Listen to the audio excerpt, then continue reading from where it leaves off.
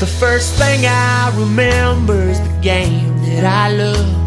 A man on a diamond with a golden glove. Daddy with me in the cheap seats above saying... Welcome to the Two Cutoff Men, the podcast dedicated specifically to the Cincinnati Adult Baseball League. I'm Jason Earhart, along Colt 45's first baseman Ray Sterling as we recap the week that was, the week ahead, and all things CABL. Are you ready?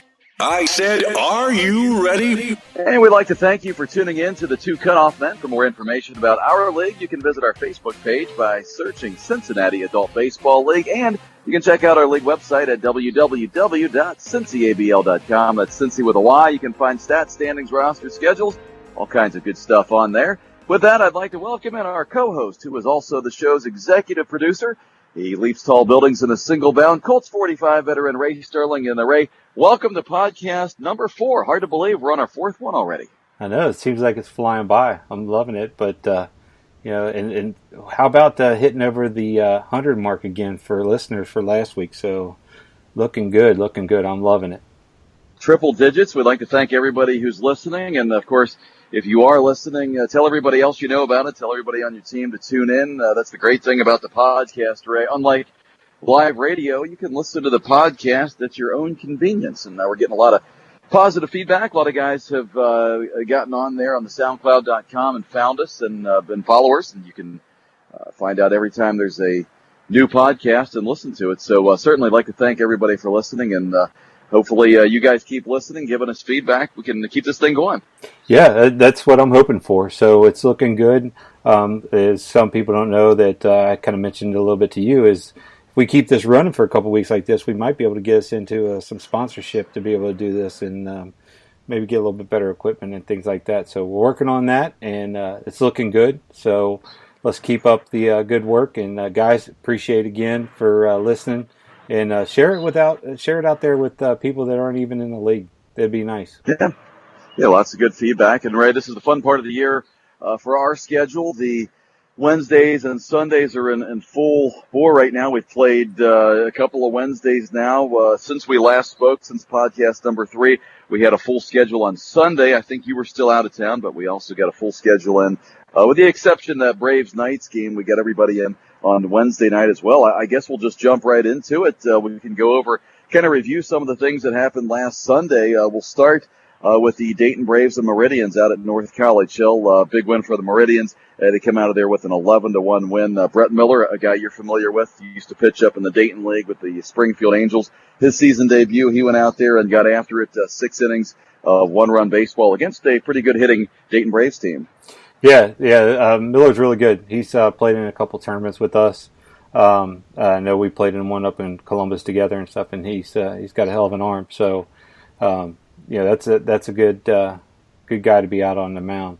Braves had to run into him a little bit for his outing, so unfortunately, but yeah, they can't get away from him. They were in the Dayton League with him, and they come to Cincinnati, and all of a sudden, here comes Miller. Can't avoid Brett Miller. He's following each other around. That's it. Absolutely. A couple other games on Sunday of note. Sting beat the Knights 15-0. There was a final there. The Hustle beat the Flying Tigers 10-1. I tell you what was weird about this game, Ray. The Hustle actually trailed in this game, I believe 1-0. It says they scored 10 runs in the 7th inning. So they scored all 10 of their runs in 1 AB. I guess if you're going to put a crooked number on the board, that's the way to do it. Yeah, that's a nice, was that a couple bases empty grand slam. So one time, I don't know, but yeah, that's a good number to be putting up, and so 10-1. There's a few good games out there. It looks like on Sunday, and yeah, I missed ours on Sunday. Unfortunately, Colts we're gonna have to bounce back here, and we got it. Mudcats took us 7-3, so a little rival there, but yeah, I saw the Hustle. Also saw the Hooks, which was my pick for game of the week. Yeah. Hooks took out Reds 8-0. So that's a big win there. Of course, that's always a tough one, no matter what, when you go against the Hooks. Yeah, the Hooks have played 3 games thus far and allowed just a 1-run total in 3 games. That's pretty impressive. When you look at my game of the week, I believe mine was the Orioles and the Brewers, and I think what I had mentioned about this last week was somebody was going to get off to a 2-0 start, and that team, in fact, was the Brewers. They win this game 12-8. However, the Orioles were leading this game 7-5 through the first 7 innings. However, it sounds like the wheels fell off in the 8th. The Brewers put up a 7 spot and ultimately go on to win that game by a final score of 12-8. We touched on it a couple weeks ago. Jay Lowry, his crazy write-ups. I'm just going to give you a little snippet from what he wrote here, Ray. Dearest Mary Beth, it's been a fortnight since we've seen any action, but General Compton has kept our spirits high with Captain Gibson's artillery regiment, and we dispatched the Orioles post-haste. Give your mother my regards. I'm guessing that means they won. Yeah, that's a good one. You definitely got to reach out to him. I think we're going to have to do a little spot for him coming up here in the next couple of podcasts and add these in there. I think the guys like that, so it's kind of funny. But Jay Lowry, the Minister of Propaganda, will definitely have to get him on here shortly. He's an entertaining guy, comes up with some good stuff. There was a good game, Ray, out at Testerman we were talking about last week in the Bulls in Deerfield. Yeah, that's a good one, 11-9. So it looks like Bulls, they took us down Wednesday night. So they're always a good team. And Jared Diepenbrock, he had a base hit to break the tie in the top half of the ninth. Not only does he do that, he closes it out in the bottom half of the ninth to get the save. So he would certainly be at least the guy we got to be looking at as a candidate for this week's Player of the Week. I say that's a big-time performance when you not only get the game-winning hit, but record the last 3 outs. I'd have to say Jared certainly on the short list of our candidates this week. The craziest game on Sunday, Ray, it looked like it was out at Foundation between the Dodgers and the Expos. Yeah, see that, 16-14. Dodgers always tough, like we talked about before, playing out at Foundation. And Expos, we had talked about them being much improved as well, coming from the Blue Jays, with them picking some up. And I think you noted that the Dodgers had a couple guys from the Blue Jays last year. So that must have been a good battle to be there and be part of that. Yeah, and it's 16-14. The Expos, in fact, were looking for their first win. They led this game 10-4 through 7 innings. We talked about that huge inning that the Hustle had to win their game. Well, the Dodgers not only did that, they even one-upped them. They scored 12 runs in their final at-bat to win this game. And it ended up 16-14. I guess if the Expos could have gotten field goal range late, they may have had a chance to win this one. Yeah, that's a good comeback. Keep hitting. It becomes contagious there. Just the same thing sometimes when you have errors that become contagious, hits become contagious. So that's the way you stay in it till the end, like we keep talking about. And they did a good job of that. Absolutely. And my game on Sunday, my Yankee team ended up knocking off one of our longtime rivals, the Suds. We won that game by a final score of 7-2. The game was closer than maybe this final score would indicate. It was a 3-2 game at the end of 6, I believe. We put a couple on in the 7th, a couple more in the 8th. In fact, the Suds, it was 3-2. They had a chance to tie or take the lead in the 6th. Troy Breggy came out of our bullpen and able to shut down a Suds rally with the bases loaded and 1 out. So we were able to hold those guys off and get the W. Greg Jones with a big 2-run double for us late in the game to help break that open, and Jordan Cudney with a 2-inning save. So a big win for us over one of our big rivals, a team we've played over 40 times in the last 11, 12 years. I was looking back at the stats, Ray, and it made me think about this.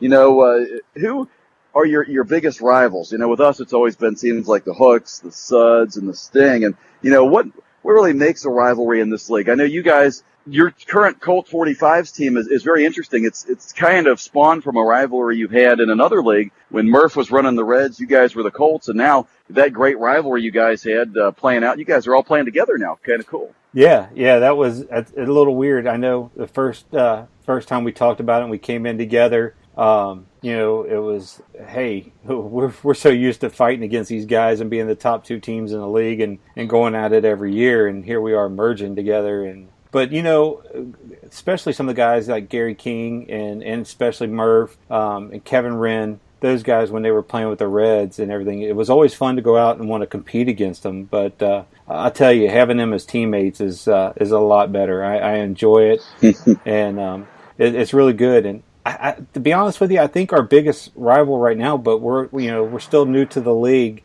just a few years in. But I'd have to say I'd have to go with the Mudcats as being our rival right now. So yeah, the Mudcats would be a team that you had a rivalry with going back when you were both in the Dayton League. Even after you guys joined, we played a little cross-league series where we had a couple times with the Mudcats coming in, and you guys played each other on Sunday. And adding a little bit of spice to that, there's a former Mudcat player now playing for the Colts. So things like that certainly lead to these things becoming rivalries. I would imagine that's certainly one of the good rivalries in the league. I think I was talking to Murph about this a while back. He was talking about some of the teams that maybe the Colts have started to develop rivalries with, even though it's only been 3 to 4 years in on this. But Deerfield, the Hustle, there's a couple of teams you guys have had some really good close games with here over the last couple of years. Yeah, I know the Hustle especially. I think over the last couple of years, I don't know that we've had many games that were over, the final score was over 1 or 2 runs. So that's another good one that we've had rivals with. I would say, I know you mentioned the Suds, but who was your other rival if you had one in the league? Because you've been in the league for a long time. Yeah, 17 years, I think, really right now. And these things change, as you know, Ray, over the course of time. I think for a while you could have made the argument that the Sting was our biggest rival when we took the championship in 2010 after they had won 3 straight years. That was kind of a bitter rival for a while. I alluded to the Suds. We played them in the championship game a couple different times. We've played a lot of big games over the years. Certainly a lot of respect on both sides. And the Hooks, when they were the Royals, and now that they're Hooks, we've had some great battles. I would have to say those 3 teams in any order certainly have become our big rivals. The last couple of years we played Deerfield 4 times each because we've seen them in the playoffs. That's a rivalry that's really built up. So it changes over the course of time. The rosters turn over sometimes, and sometimes those rivalries go away, or you don't play them as much, or one team starts to dominate the series. But I would say over the course of time, I would have to say for us it's been the Hooks, the Sting, and the Suds over the course of time. But as you know, those things can certainly change. And when you look over the course of time in this league, when teams have split off and started new teams, we talked about that Dodgers and Expos thing. Those are the type of things that certainly feed into rivalries. And there's some really good ones in this league. We saw, I believe a couple of Dayton teams are going to be playing each other this week, in the Braves and the Knights. There's a rivalry that goes back. The Mudcats and you guys, the Mudcats and the Braves. And there's a lot of them that have gone around, and it's kind of neat to see the new ones develop. Again, like you said, with people mixing teams and different things, that even draws them sometimes. Makes the next year even maybe pulling a new rival in. So yeah.